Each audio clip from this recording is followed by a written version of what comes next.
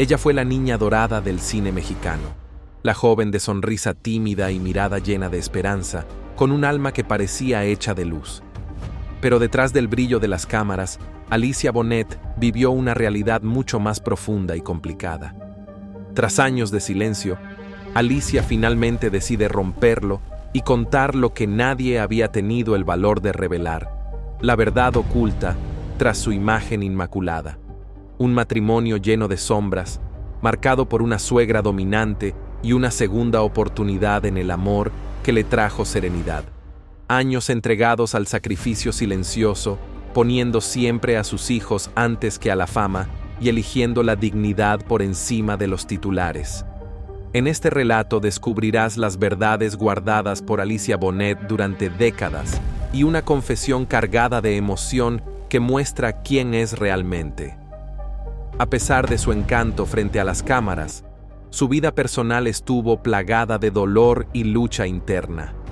Alicia conoció a Juan Ferrara en la primavera de 1967 durante la filmación de El reflejo del alma. Él era el actor prometedor, hijo de la respetada actriz española exiliada Ofelia Gilmain. Ella, la estrella emergente, con una sonrisa dulce que conquistaba. La química entre ambos fue inmediata, y antes de que terminara el rodaje, ya nadie podía separarlos. En noviembre de ese mismo año, se casaron en una ceremonia íntima y discreta, y en el verano del 1968 nació su primer hijo, Juan Carlos. 2 años más tarde, el 1 de marzo de 1970, llegó Mauricio. Se mostraban como la familia perfecta. Compañeros de trabajo los felicitaban y los admiradores se conmovían al ver a Alicia con el pequeño Mauricio en brazos, en las fotos promocionales. Pero aquella imagen era solo una máscara. Tras esas puertas cerradas, la figura de Ofelia Gilmain se alzaba como una muralla impenetrable.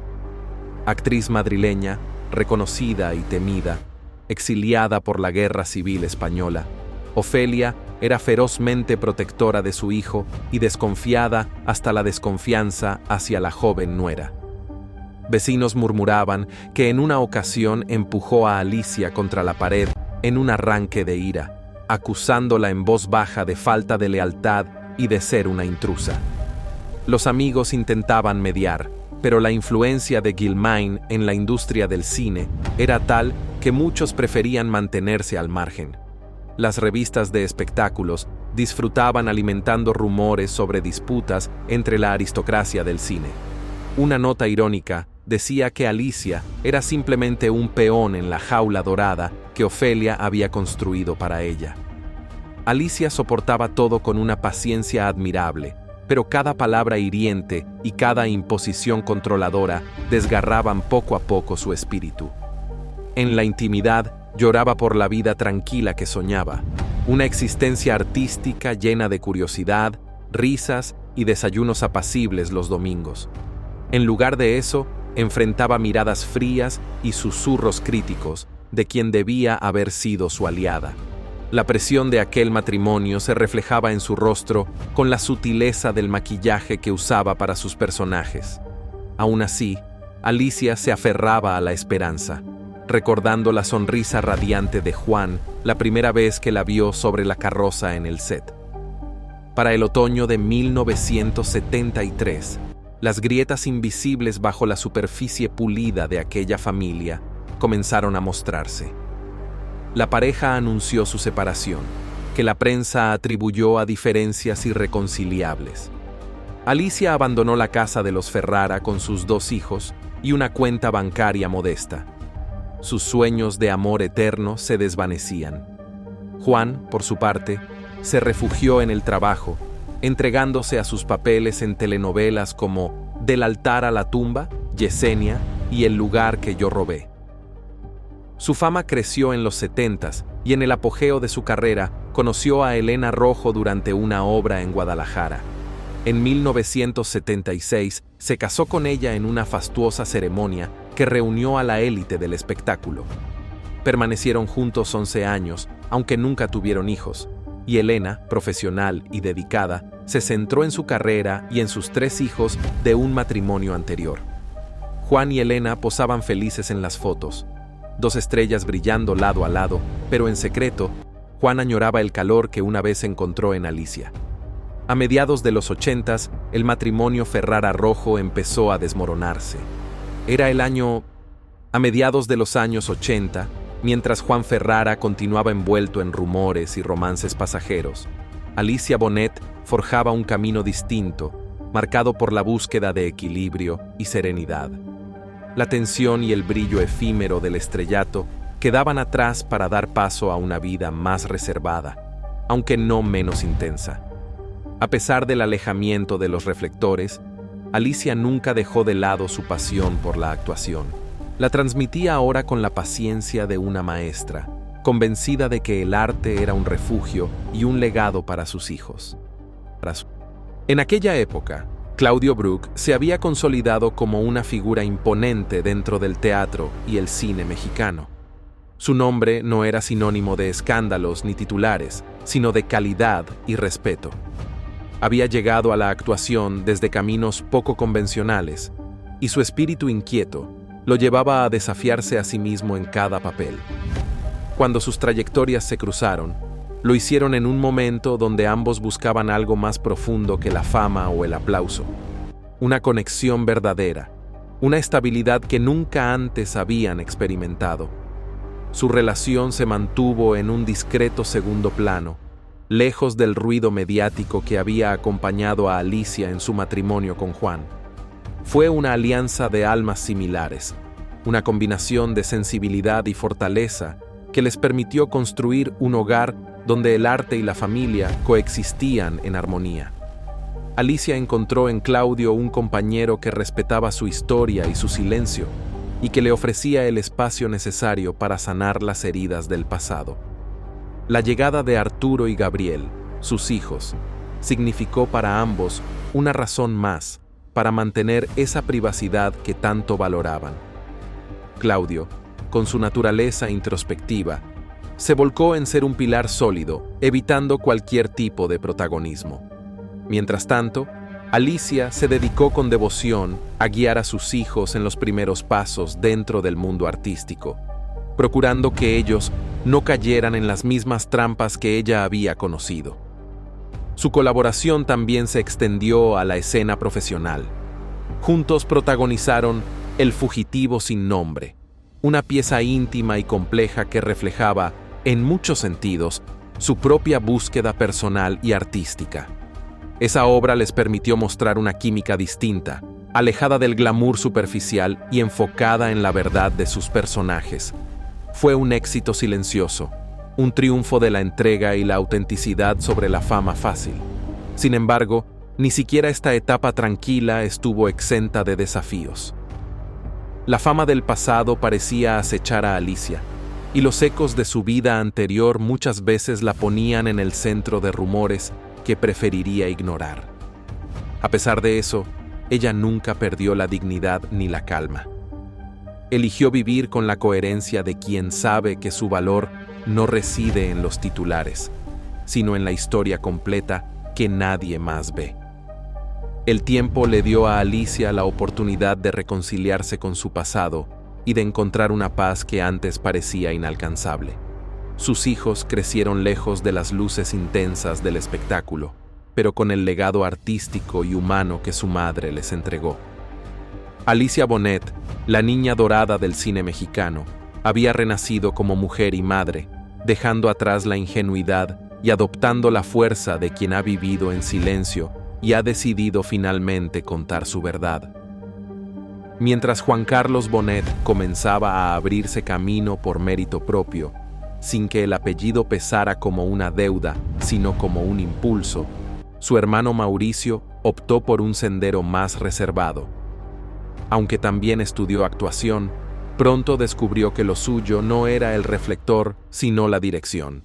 Pasaba horas detrás del telón, organizando escenas, aconsejando a actores jóvenes y manteniéndose lejos de la atención pública. Prefería moldear emociones desde las sombras, como si fuera su forma de reconciliarse con el pasado brillante y a veces doloroso que los rodeaba desde la cuna. Por su parte, Arturo, el mayor de los hijos nacidos del segundo matrimonio de Alicia, demostró desde niño una inclinación natural hacia la escritura. Mientras sus hermanos aprendían a proyectar la voz, él llenaba cuadernos con diálogos, construía mundos imaginarios y leía en voz alta sus primeras escenas para que su madre las corrigiera. Aunque el apellido Brooke le abría puertas, él prefería ganarse el respeto por sus ideas, no por su linaje. Alicia le leía obras de teatro clásicas antes de dormir, y él absorbía cada palabra como si fuera un secreto transmitido entre generaciones. Gabriel, el menor, fue quizás el más introspectivo de todos. Su sensibilidad lo hacía destacar en disciplinas inesperadas: la música, la fotografía, el diseño escénico. Le costaba convivir con el peso de ser hijo de dos gigantes del arte, pero encontró en los espacios técnicos del teatro luces, escenografía, ambientación sonora, una forma de expresarse sin exponerse. Era como si todos los matices que no podía decir en voz alta los pintara con luces o los transformara en atmósferas. Alicia veía en cada uno de sus hijos un fragmento de ella misma, como si su alma se hubiera dividido para darles algo más que un apellido. Nunca los obligó a seguir su camino, pero los alentó a descubrir el suyo propio, con la honestidad como brújula. Les enseñó que el arte no era un escenario ni una cámara, sino una forma de estar en el mundo. Les habló poco de su época de oro, menos aún de su ruptura con Juan, y nunca, jamás, permitió que el resentimiento manchara sus recuerdos. De todo se aprende, les decía con voz serena mientras servía café o ajustaba el vestuario de alguna obra escolar. Claudio, por su parte, mantenía una relación de profunda complicidad con los hijos. Aunque no era el padre biológico de los mayores, siempre los trató como propios. Juan Carlos lo respetaba como mentor, y Mauricio hallaba en él una fuente inagotable de sabiduría práctica. Nunca fue un hombre de grandes discursos, pero sus consejos breves solían dejar huella. «Menos es más si lo dices con el cuerpo», le comentó una vez a Arturo mientras ensayaban una escena. Ese tipo de frases se quedaban flotando, como pequeñas enseñanzas que se grababan sin ruido. La familia vivía sin lujos, pero rodeada de libros, discos, trajes de época y fotografías en blanco y negro. Cada rincón de su casa era un testimonio de la vida que habían elegido. Imperfecta, sí, pero profundamente auténtica. No había medallas enmarcadas ni premios a la vista. Para Alicia y Claudio, los logros más valiosos no se colgaban en una pared, se reflejaban en la dignidad de sus hijos. A lo largo de los años, algunos productores intentaron convencer a Alicia de volver, tentándola con papeles protagónicos o con homenajes televisivos. Pero ella, firme en su decisión, los rechazaba con una sonrisa cortés. «Mi escenario está aquí», decía señalando la mesa del comedor donde sus hijos discutían ideas de montaje o analizaban guiones. Nunca se retiró del arte, simplemente cambió el público. El tiempo, sin embargo, avanzaba implacable. Claudio comenzó a mostrar señales de fatiga, pequeños olvidos, dolores que antes no tenía. Aún así, se negaba a dejar los escenarios. Su última obra, una adaptación minimalista de El Rey Lear, fue aclamada por la crítica. Su interpretación conmovió por la vulnerabilidad y la verdad cruda que transmitía. Alicia, sentada en la primera fila, no lloró durante la función, pero sus manos no dejaron de temblar. Sabía que era su despedida silenciosa. Cuando Claudio falleció en 1995, la familia lo despidió en una ceremonia íntima, sin cámaras ni discursos vacíos. Alicia se mantuvo serena, como si hubiese estado preparándose para ese momento desde hacía años. Se fue como vivió, sin ruido, pero dejando huella, murmuró uno de sus alumnos al salir del teatro donde lo velaron. Sus hijos, aunque devastados, se aferraron a las enseñanzas que él les dejó y poco a poco retomaron sus caminos. Alicia, viuda por segunda vez, no volvió a enamorarse. Su amor por Claudio había sido tan profundo y sereno que cualquier intento posterior le habría parecido una imitación. Se refugió aún más en la enseñanza, dedicando sus últimos años laborales a formar jóvenes actores en comunidades donde el arte era una necesidad, no un lujo. Decía que los grandes escenarios podían esperar, pero los corazones jóvenes no. La leyenda de Bonet no desapareció, simplemente se transformó. Ya no era la figura deslumbrante de los carteles, sino la mujer que, con una taza de té en la mano y un libreto en la otra, enseñaba a nuevos talentos a usar la verdad como herramienta. Y aunque rara vez aparecía en entrevistas, quienes la conocían sabían que detrás de su discreción habitaba una historia que merecía ser contada. La muerte de Gabriel dejó un vacío insondable que se extendió como sombra sobre toda la familia. Alicia, acostumbrada a enfrentar la vida con entereza, se encontró atrapada en un silencio que ni el teatro ni la enseñanza podían aliviar. Por primera vez, sus ojos mostraban una tristeza profunda, una herida abierta que ningún papel podría sanar. Los domingos en la casa de Alicia, que antes eran momentos de risas y charla, se volvieron espacios de reverencia y recogimiento. Juan Carlos, Mauricio y Arturo, cada uno a su manera, intentaban sostener a su madre, pero la ausencia de Gabriel se sentía en cada rincón. Los niños que antes jugaban bajo los jacarandás ya no estaban, y el eco de sus risas parecía un recuerdo lejano. En aquellos años oscuros, Alicia encontró refugio en el arte, no solo como maestra, sino también como creadora. Empezó a escribir sus memorias, un proyecto que nunca vio la luz, pero que la ayudaba a ordenar el caos interno. Sus páginas estaban llenas de anécdotas, de amores y pérdidas, de la lucha constante entre la luz y la sombra, temas que también se reflejaban en las obras que ayudaba a montar. Mientras tanto, Juan Carlos había consolidado su carrera y decidió tomar un rol más activo en preservar el legado artístico de su madre y su padre. Fundó una pequeña compañía teatral dedicada a proyectos con mensajes sociales profundos, siguiendo los pasos de aquel teatro que su padre y Alicia impulsaban. A través de esta iniciativa, quiso honrar la memoria de Gabriel, dedicando varias producciones a la salud mental y la prevención del suicidio. Mauricio, por su parte, alejado de los reflectores, se volcó en la producción de documentales que exploraban la historia del teatro mexicano y sus figuras más emblemáticas. Su sensibilidad para captar los detalles y su voz cálida fueron la clave para construir relatos que trascendían la mera biografía para convertirse en testimonios vivos. Arturo, el más reservado, encontró en la escritura su catarsis. Sus cuentos y guiones, marcados por una melancolía que parecía heredada, empezaron a ser reconocidos en círculos literarios y teatrales. En varias ocasiones, dedicó sus obras a los temas que habían marcado su infancia: el peso de la fama, la fragilidad de la felicidad y la búsqueda constante de identidad. Alicia, con el paso del tiempo, se convirtió en una figura silenciosa pero imprescindible dentro del teatro independiente. Su nombre ya no aparecía en grandes carteles, pero su influencia era palpable en cada joven que pasaba por sus talleres, en cada actor que aprendía a sentir antes que a actuar, como ella misma solía enseñar.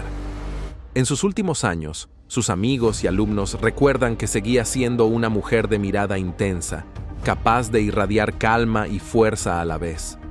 Nunca perdió esa delicadeza con la que impregnaba a sus personajes, ni esa pasión por la vida que, a pesar de las heridas, seguía latiendo con fuerza. Cuando falleció, en una tarde tranquila de otoño, la noticia fue recibida con una mezcla de tristeza y gratitud profunda.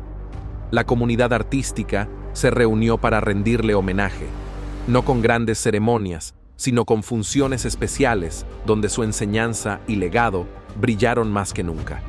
Hoy, el nombre de Alicia Bonet sigue siendo sinónimo de entrega absoluta al arte y a la humanidad que éste puede reflejar. Su historia, marcada por el amor, el dolor y la resiliencia, es un recordatorio de que detrás de cada rostro conocido hay una vida rica en emociones, luchas y silencios que merecen ser contados. La transición de Alicia al mundo de las telenovelas no solo amplió su alcance, sino que también le permitió explorar personajes más complejos y cotidianos, alejados del misticismo y el terror que la habían consagrado en el cine. En estas nuevas historias, encarnaba mujeres con historias entrelazadas de amor, traición y redención, reflejando las contradicciones de la sociedad mexicana de la época. A pesar de su éxito en la pantalla chica, Alicia siempre mantuvo una postura crítica sobre la industria televisiva, señalando en entrevistas que muchas veces se sacrificaba la calidad artística en favor del espectáculo masivo. Para ella, el verdadero arte debía provocar reflexión y sensibilidad, no solo entretenimiento efímero. Su voz pausada y precisa se volvió también reconocida en radionovelas y programas culturales, donde dejó huella al interpretar personajes que exigían una profundidad diferente, con un trabajo más íntimo y contenido. A lo largo de esos años, Alicia cultivó un perfil discreto, evitando el brillo excesivo del estrellato y prefiriendo la conexión genuina con su público y colegas. Sin embargo, en el ámbito personal, la melancolía nunca la abandonó del todo. Las ausencias y pérdidas se sentían en la forma en que hablaba, en la manera en que a veces desviaba la mirada al recordar tiempos mejores o a quienes ya no estaban. Nunca dejó de enseñar, pero su academia de actuación, aunque respetada, nunca alcanzó la fama masiva de otros centros, quizá porque su corazón estaba demasiado marcado por las cicatrices para buscar la gloria. Sus antiguos alumnos la recuerdan como una maestra que no solo transmitía técnicas, sino que exigía a cada estudiante conectar con su propia verdad interior. Más allá de las artes escénicas, Bonet buscaba formar seres humanos conscientes, capaces de sentir y comunicar emociones auténticas. En el ocaso de su vida pública, comenzaron a circular rumores sobre su retiro definitivo, rumores que Alicia ni confirmaba ni negaba. La mujer que había sido rostro de tantas historias quedó encerrada en una suerte de silencio, casi hermética, mientras el mundo continuaba girando sin ella. Aquellos que lograron mantener un vínculo cercano aseguran que nunca perdió la chispa creativa, que su mente siempre estaba en la búsqueda de nuevas formas de expresión, aunque ya no las llevara al escenario o a la pantalla. Sus cartas, dibujos y pequeños escritos muestran una sensibilidad intacta, un alma que seguía dialogando con el arte aunque fuera en la soledad. El legado de Alicia Bonet no se mide únicamente en premios o taquillas, sino en la profundidad con que tocó la vida de quienes la conocieron, en las generaciones de actores que ayudó a formar y en la huella imborrable que dejó en el cine mexicano, especialmente en aquel cine de atmósferas densas y personajes complejos. Con el paso de los años, su figura se ha convertido en un símbolo de resistencia emocional y artística, una mujer que supo brillar y sufrir con igual intensidad, y cuyo nombre permanece grabado en la memoria colectiva como una voz esencial del arte mexicano.